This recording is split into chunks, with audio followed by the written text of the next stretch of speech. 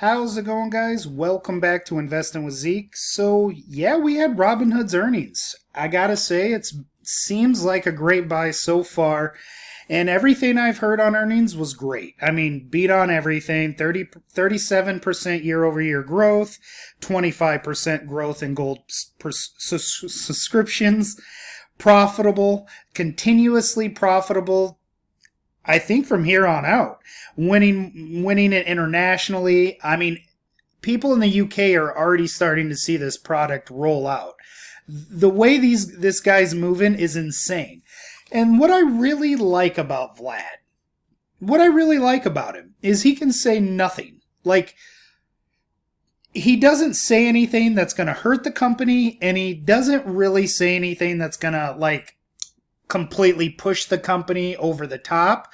I understand this was a meme stock at one point, but now you got a profitable meme stock with, I believe, one of the best CEOs right now in the market. So he's not the best. I didn't say that.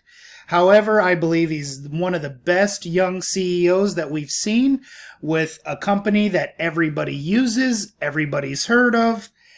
I just think I wouldn't be surprised if this ran to 40, $50. And honestly, I would even see myself buying this all the way up to $25. It's kind of crazy on how slept on this company seems to be. So I wanted to give you a little taste of what earnings was like. And I want you to hear Vlad and hear what he's saying. Because like I say, with investments, I believe it's more than just numbers. It's actually about character. So does this seem like a young, inspiring CEO? Well, let's find out. Let's see.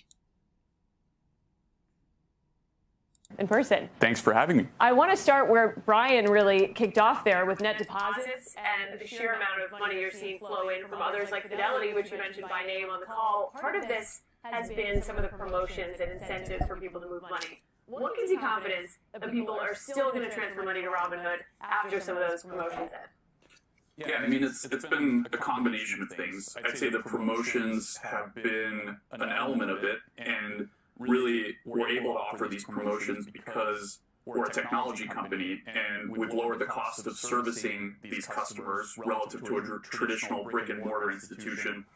And right now, for gold customers, we're offering not just a 3% match on contributions into retirement accounts, but on 401k rollovers and incoming transfers as well. And really, the idea there is we can offer this because we are a technology company. Our cost of servicing is correspondingly lower, and it's a great value proposition for people that are moving in larger accounts and who have accumulated assets because you get an immediate boost to your retirement savings through it. Brian mentioned that as well. $100,000 was the average size of the transfer. Has that changed at all the demographics of the average trader on Robinhood? You guys have sort of had this reputation of being for younger, first-time, really active traders. Is that a misconception at this point? What does your demographic look like? Well, if you remember about a year and a half ago, as the market changed, we sort of changed the strategy and the business quite fundamentally. We said we would focus on three things.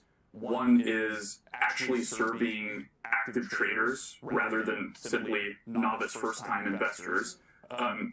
We've been focused on growing wallet share. This is a flat-out lie. So not just being sort of stock price is $14 now. Or the account for discretionary investing, but doing more of the retirement, more of the savings. And then the third thing being expanding internationally. And it's always good to see sort of like some of the results coming in because these sorts of strategic shifts take time to execute and to actually reflect in the business model and the financial profile of the company. But yeah, I'd say the results of this quarter show that that's actually working. You see gold subscribers growing 25% year over year.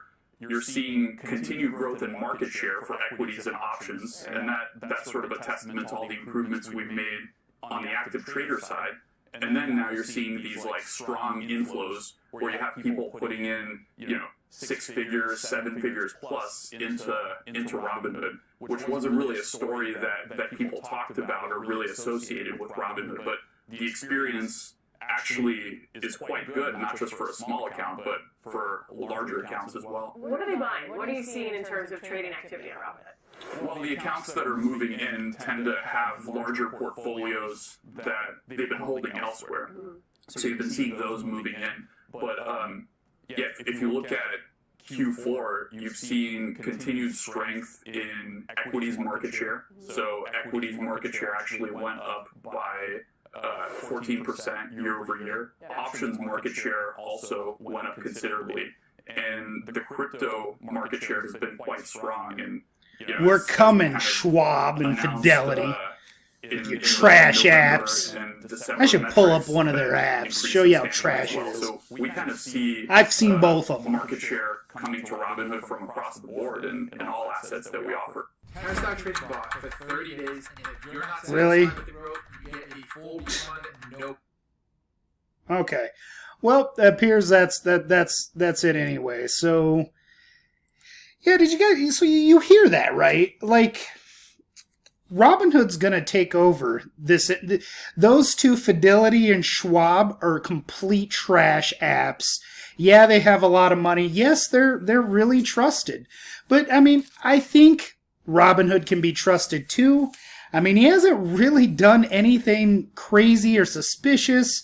I mean, people don't like the guy because of other meme stocks that have ran, like AMC, and those have been halted on Robinhood. So Vlad gets a lot of hate. Robinhood gets a lot of hate, but that's okay.